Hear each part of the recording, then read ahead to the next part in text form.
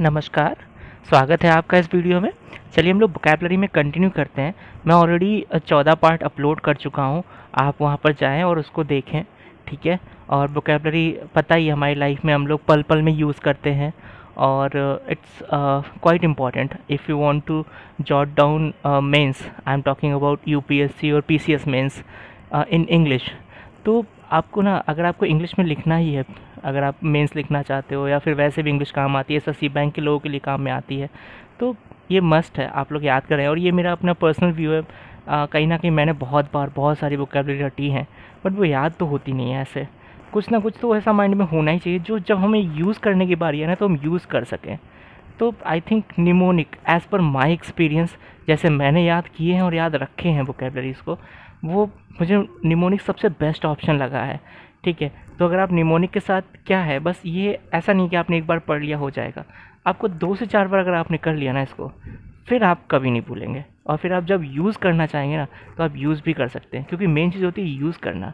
पता चला आज आपने याद तो कर लिया, ठीक, अगर 4 दिन बाद आपको यूज़ करने की बारी आई है, then you are not able to use. तो there is no benefit at all if you are mugging up the vocabularies. अगर आप रट रहे हो, आप यूज़ नहीं कर पा रहे हो, तो आपका कोई बेनिफिट तो है नहीं, ठीक है। तो mnemonic is the best option. आप 2 से 4 बार कीजिए इसको, पढ़िए इसको, आप डेफिनेटली कभी नहीं भूलने वाले हैं।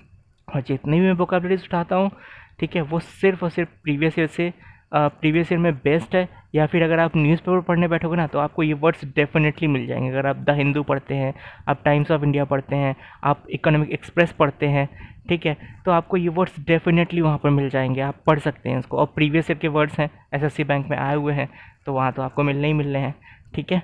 तो चलिए हम लोग कंटिन्यू करते हैं। आज का पहला वर्ड है मटर, MUTTER, ठीक। मैंने पहले ही बोला है, आप डबल टी ना बोलें, ठीक है। डबल टी बिल्कुल भी प्रोनाउंस ना किए, आप इसको बोलें टी टी, ठीक। MUTTER, मटर मीन्स बड़बड़ाना।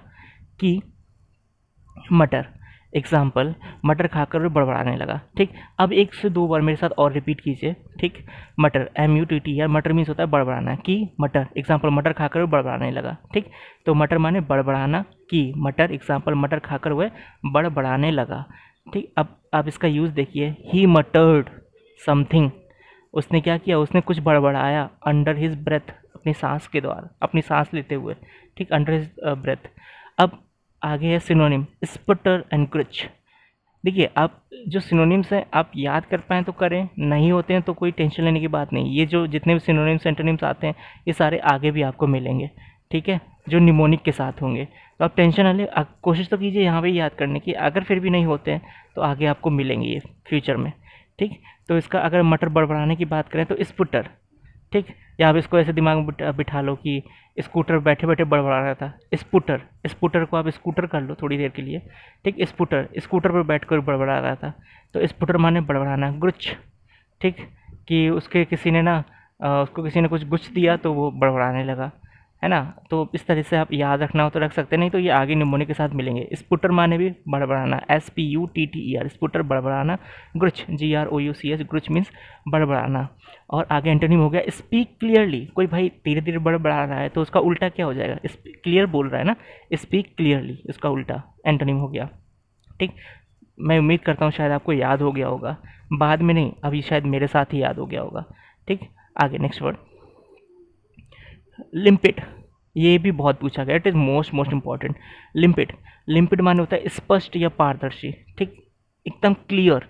क्लियर मीन्स आप ऐसे भी कह सकते हो, जैसे मान लो मैं आपको बोल दूं ना कि कहीं पे कोई शीशा लगा है, मिरर लगा है, और मिरर की उस तरफ देखना है, तो आप कहोगे मुझे क्लियर नहीं दिख रहा है। या मैं आपको कोई चश्मा लगा दूं, आप बोलो यार मुझे चश्मा लगा के क्लियर नहीं दिख रहा है।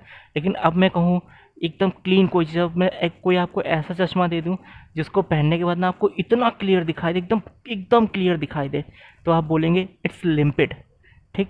तो मतलब लिम्पिड एकदम स्पष्ट है, एकदम क्लियर है, एकदम सब कुछ पारदर्शी सा है, तो उसे बोलते हैं लिम्पिड। LIMPID, लिम्पिड मीन स्पष्ट या पारदर्शी। की लैम्प, एग्जाम्पल, लैम्प पर पढ़ाई करने पर सब स्पष्ट दिखाई देता है, तो आप ध्यान रखना है लैम्प, लिम्पिड का क्या किया हमने, लैम्प। की याद रखना है खाली आपको, लिम्पिड का क्या कर लिया, लैम्प कर लिया। तो हमने क्या किया, लैम्प पर पढ़ाई करने पर सब स्पष्ट दिखाई देता है, तो लिम्पिड माने स्पष्ट या पारदर्शी, लिम्पिड माने स्पष्ट या पारदर्शी। की लैम्प याद रख लो, बस लैम्प। तो कि एग्जाम्पल क्या था, लाइन पर पढ़ाई करने पर सब कुछ स्पष्ट दिखाई देता है। तो यहाँ पर यूज़ है लिम्पिड वाटर, एकदम स्पष्ट वाटर। इतना जैसे मान लो हम लोग कई बार देखते हैं ना, जैसे मान लो आपने अपने यहाँ किसी भी बर्तन में पानी भरा और उसमें से आप ऊपर से देख रहे हो तो नीचे आपका आपका फेस दिखाई दे रहा है, आपका चेहरा दिखाई दे रहा है नीचे, ठीक। लेकिन अगर आप गंदा पानी लोगे तो क्या आपका फेस आपको उसमें बर्तन की तली में दिखाई देगा? नहीं दिखाई देगा। तो जब साफ़ पानी मतलब इतना क्लियर आपको नीचे दिख रहा है तो क्लियर, लिम्पिड वाटर मतलब एकदम स्पष्ट वाटर, एकदम साफ वाटर, ठीक। और यहाँ पर सिनोनिम हो गया ल्यूसिड एंड क्लियर। क्लियर तो नॉर्मल वर्ड है, सब लोग बचपन से यूज़ कर रहे हो। ल्यूसिड पे थोड़ा ध्यान देना। ल्यूसिड, LUCID, ल्यूसिड माने भी होता है एकदम क्लियर, एकदम स्पष्ट, एकदम एकदम क्लियर। मैंने आपको कुछ पढ़ाया और आप वो समझ गए, या किसी ने आपको कुछ पढ़ाया और आपने उसको तुरंत ग्रैब कर लिया, आपको क्लियर समझ आ गया।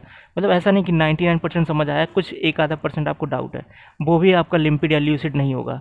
लिम्पिड या ल्यूसिड का मतलब है अगर मैंने कुछ पढ़ाया और आप 100 का 100% ग्रैब कर गए हो तो वो आपका होता है लिम्पिड या ल्यूसिड, ठीक। तो लिम्पिड माने स्पष्ट और ल्यूसिड माने भी स्पष्ट, एकदम स्पष्ट। ल्यूसिड आप इसकी की बना लो, लूसी को एकदम स्पष्ट समझ आता है, ल्यूसिड लूसी को, तो लूसी को स्पष्ट समझ आता है बस। तो क्या हो जाएगा? स्पष्ट या पारदर्शी। आपका एंटोनिम हो गया obscure and bleak. Obscure, obscure माने होता है बाधा, ठीक, कोई स्पष्ट नहीं, क्लैरिटी नहीं। और बेग माने भी यही होता है, ठीक, मतलब अस्पष्ट। बेग मीन्स अस्पष्ट, ठीक। तो आपको एक वर्ड याद हो गया, लिम्पिड माने स्पष्ट या पारदर्शी। की लैंप, एग्जाम्पल लैंप पर पढ़ाई करने पर सब कुछ स्पष्ट दिखाई देता है। आगे next word aqueous. Aqueous, aqueous means हो गया जलीय, AQUEOUS। AQU के बाद ई भी है, यहीं पर गलतियाँ होती हैं स्पेलिंग करेक्शन में, ठीक।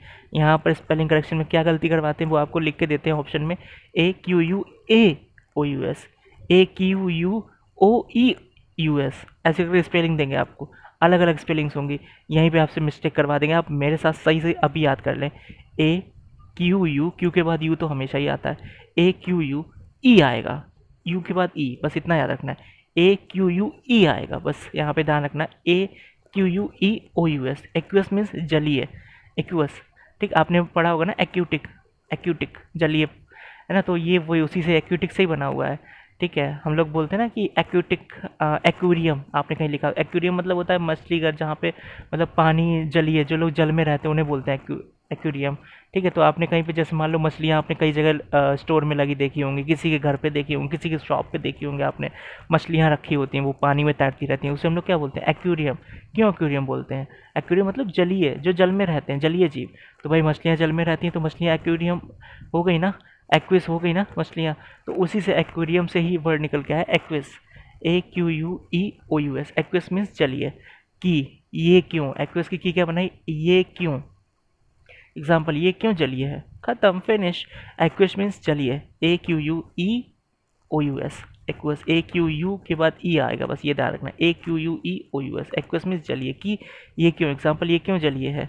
Use, chemicals dissolved. Chemicals dissolve माने घुलना, केमिकल्स घुल गए इन एन एक्वस सोल्यूशन, मतलब किसमें? जलीय सोल्यूशन में घुल गए केमिकल्स, ठीक। सिनोनिम क्या हो गया? वाटरी। ये तो नॉर्मल वाटर माने पानी, भाई जलीय और वाटर माने पानी होता है, लेकिन ये है वाटरी। वाटरी मतलब जल में रहने वाले। वाटर माने होता है पानी, लेकिन वाटरी माने होता है जल में रहने वाले। वाटरी यहाँ पर एक, वाटर वैसे तो एक नाउन होता है, ठीक है, लेकिन यहाँ पर वाटरी एक एडजेक्टिव होता है, बताएंगे आगे ग्रामर पढ़ाते वक्त। तो juicy, watery and juicy. Antonym हो गया solid and stable. Solid and stable. मैं ग्रामर शुरू करूँगा, बट अभी मेरा कुछ कोई मेरा सेटअप बन जाए, I am planning for setup also. तो कभी सेटअप बनता है then we will discuss everything, क्योंकि मुझे मॉडर्न हिस्ट्री पढ़ाना है। तो वो अगर मैं सामने खड़े होकर ना आपको स्टोरी सुनाऊंगा ना, क्या हुआ, कैसे हुआ, क्या क्या था, तो मेरे एक्सप्रेशन के साथ जो आपको समझने में मज़ा आएगा ना, वो बिना एक्सप्रेशन के नहीं आएगा। मतलब मॉडर्न हिस्ट्री तो जब सामने खड़े होकर कोई आपको कहानी सुनाता है ना, उसका जो मज़ा है ना, तब मॉडर्न हिस्ट्री पढ़ने का जो मज़ा है ना, वो उसके अलावा कहीं नहीं है। लेकिन आप, मैं अगर मैं यहीं पे सारा कुछ लिख दूँ और मैं एक्सप्लेन करूँ, नहीं यार, एक्सप्रेशन के साथ मॉडर्न हिस्ट्री, एक्सप्रेशन के साथ, अदरवाइज मॉडर्न हिस्ट्री नहीं है, ठीक है। चलिए नेक्स्ट वर्ड। तो कंट्यूमली माने होता है तिरस्कार। कंट्यूमली, CONTUMELY, कंट्यूमली मीन्स तिरस्कार। की, कौन टाइम, इसकी की याद रखनी, कौन टाइम। एग्जाम्पल, कौन से टाइम तुम्हारा तिरस्कार किया गया है। तो कंट्यूमली माने तिरस्कार की कौन टाइम, एग्जाम्पल कौन से टाइम तुम्हारा तिरस्कार किया गया है, ठीक। कंट्यूमली, CONTUMELY, कंट्यूमली मीन्स तिरस्कार, की कौन टाइम, एग्जाम्पल कौन से टाइम तुम्हारा तिरस्कार किया गया है, ठीक। मैं इतनी बार रिपीट कर रहा हूँ, अगर आपको लगता है मेरा रिपीट करना आपको इरिटेटिंग लगता हो या कुछ भी है तो आप मुझे कमेंट करें कि मैं रिपीट ना करूँ, तो मैं नहीं करूँगा रिपीट, ठीक। मैं इसलिए रिपीट करता हूँ कि शायद आपको भी याद हो जाए, मेरे 3 4 5 बार बोलने से मुझे तो याद हो गया, हमेशा के लिए याद हो गए, तो मैं चाहता हूँ आपको भी याद हो। सिर्फ आपके लिए मैं रिपीट कर रहा हूँ, सिर्फ आपके लिए मैं एनर्जी वेस्ट कर रहा हूँ, मेरे लिए नहीं। मुझे तो याद ही है, और मुझे याद करने होंगे ना तो मैं खुद अकेले याद कर लूँगा, आपके साथ नहीं करूँगा। ये सिर्फ आपके लिए, just for all of you. मैं चाहता हूँ आप अपनी लाइफ में यूज़ करें। मेंस राइटिंग, जब आप IAS PCS का पेपर दे रहे हो तो मेंस में आप इंग्लिश में लिखें, लिख कर के आएँ, ठीक। क्योंकि इंग्लिश और हिंदी में लिखने में बहुत बड़ा फ़र्क होता है। आपने अगर मेंस में हिंदी में लिखा तो शायद आपको 10 में से 5 ही नंबर मिले, अगर आपने इंग्लिश में लिखा 10 में से 7 या 8 नंबर आपके कहीं नहीं गए। आपको IAS अधिकारी इंग्लिश ही बनाती है अगर आपने इंग्लिश में मेंस लिखा है, और मेंस आप इंग्लिश में तभी लिख सकते हो जब आपकी वोकैब्युलरी पे हाथ साफ होगा, ठीक। नहीं तो आप में से बहुत सारे SSC बैंक के भी कैंडिडेट्स होंगे जिनको कहीं लिखने की ज़रूरत नहीं है, बट उनको मेन वोकैब्युलरी की ज़रूरत पड़ती है।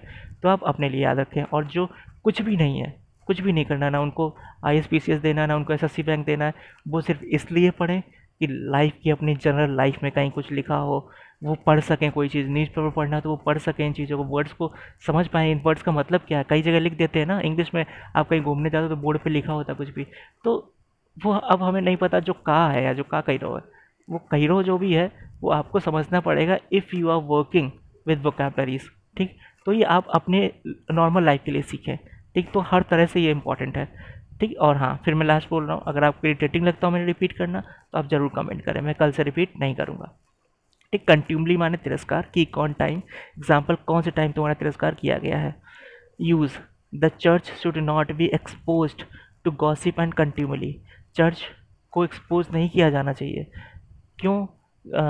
गॉसिप एंड कंटिन्यूली, मतलब गॉसिप करने और वहाँ पर तिरस्कार करने के लिए। इसका इसका मतलब है, जो यहाँ पे सेंटेंस लिखा है ये कहना चाह रहा है कि जो चर्च है ना उसको एक्सपोज मत करो। एक्सपोज करना मतलब उसकी पोल खोल देना। किसी, मैं आपको बोल दूँ कि मैं ना तुम्हें कल एक्सपोज करूँगा, मतलब तुम्हारे जितने भी कर्मकांड कर रखे हैं ना तुमने ज़िंदगी में वो सारे एक्सपोज कर दो, मतलब सबके सामने ले आऊँगा, तो एक्सपोज करना। तो ये कह रहे हैं चर्च को एक्सपोज नहीं किया जाना चाहिए। क्यों? क्यों? कैसा, किस चीज़ के लिए एक्सपोज नहीं किया जाना चाहिए? क्योंकि जो लोग वहाँ पर जाते हैं चर्च में, फिर वहाँ पे गॉसिप करते हैं, मतलब बातचीत करते हैं और एक दूसरे का तिरस्कार करते हैं, उसके लिए चर्च को एक्सपोज नहीं किया जाना चाहिए, ठीक। और सिनोनिम हो गया एब्यूज़ एंड स्कॉर्न, ठीक। एब्यूज़ माने, वैसे हम लोग एब्यूज़ वर्ड यूज़ करते हैं किसी को गाली देने के लिए। अगर कोई किसी को गाली देता है तो हम बोलते हैं कि डोंट एब्यूज़, गाली मत दो, ठीक। तो एब्यूज़ मतलब गाली देना, वो एक तरीके तिरस्कार ही हो गया। तिरस्कार करना मतलब बोलते ना कि यार उसने मेरी बेइज्जती कर दी, तो बेइज्जती कर दी मतलब क्या कर दिया, शुद्ध हिंदी में बोलोगे तिरस्कार कर दिया, ठीक। स्कॉर्न माने वही तिरस्कार करना, किसी का, किसी की इंसल्ट कर देना, चले आओ तो रोज़ रोज़ ही नहीं, ठीक है। तो इस तरह से। और antonym, respect and flattery. Respect करना, इसका उल्टा क्या हो जाए, रिस्पेक्ट करना। फ्लैटरी मीन्स होता है किसी की चापलूसी टाइप करना, मतलब आप झूठी झूठी तारीफ़ कर रहे हो, आप मेरे सामने आए और मेरी झूठी झूठी, अरे आप ना मतलब एक नंबर, एक नंबर, और घूमते ही बोलते हो आप काय को एक नंबर, ठीक। मतलब मुंह पे किसी की चापलूसी करना, तो वो होता है flattery. Next word defame. Defame माने होता है बदनाम करना, ठीक, बदनाम करना। ये बेसिकली कोई अच्छा इंसान होता है ना, अगर आप उसके लिए कुछ ऐसा आप उसके साथ कर दो कि उसका नाम ही ख़राब हो जाए, ठीक। जैसे मान लो जैसे हमारे respected APJ Abdul Kalam sir जी हैं, अगर आपने उनके बारे में, अभी तो वो नहीं रहे, या अभी भी मान लो उनके मरने के बाद भी अगर आप कुछ ऐसा काम कर देते हैं कि कुछ ऐसा ले यार आपने झूठा मूठा उनके बारे में बोल दिया, तो आप क्या कर रहे हो? हालांकि उनको कोई बदनाम नहीं कर सकता, लेकिन आपने क्या की, कोशिश की, काहे की कोशिश की, उनको डीफेम करने की। डीफेम मतलब उनको बदनाम करने की कोशिश की। कोई भी इंसान हो जो अच्छा है और आप उसके लिए ख़राब टिप्पणियाँ कर रहे हो, तो आप उसके लिए क्या कर रहे हो, उनको डीफेम कर रहे हो, डीफेम कर रहे हो। फेम मतलब फेमस होना, प्रसिद्ध होना, अच्छे काम में प्रसिद्ध हुआ, ठीक। डीफेम मतलब बदनाम होना, उसका उल्टा हो गया। तो आपने इसका की देखा, दो फेमस, डीफेम का आपने की बना ली, दो फेमस। एग्जाम्पल, 2 बार फेमस होने के बाद उसे बदनाम किया गया, ठीक। तो डीफेम माने बदनाम करना, की, दो फेमस, एग्जाम्पल 2 बार फेमस होने के बाद उसे बदनाम किया गया। यूज़ हो गया he claimed that the article defamed his family. उसने क्लेम किया कि जो आर्टिकल छापा गया ना उसने उसकी फैमिली को बदनाम किया है, ठीक। कोई ऐसा मान लो आपके खिलाफ कुछ छाप दिया मैंने, ठीक, तो आप मेरे बारे में बोल रहे हो, मतलब आप क्लेम कर रहे हो मुझसे, मुझ पे क्लेम कर रहे हो। क्या क्लेम करने आए? जैसे मान लो मैं न्यूज़पेपर वाला हूँ, मैंने कुछ ऐसा छाप दिया, तो आप मेरे ऊपर क्या करने आए हो? क्लेम करने आए हो कि तुमने जो छापा है ना उसकी वजह से मेरी फैमिली की बदनामी हुई है, इसका हर्जाना तुम्हें देना पड़ेगा। तो तुम कैसे दोगे? या तो तुम मुझे जेल भेजोगे, ठीक, या जेल नहीं भेज पाए तो तुमने मुझे दूसरा ऑप्शन दिया, मैं तुम्हें जेल नहीं भेजूंगा, आप मेरे 10 लाख रुपए दो। क्यों 10 लाख रुपए आप मुझसे मांग रहे हो?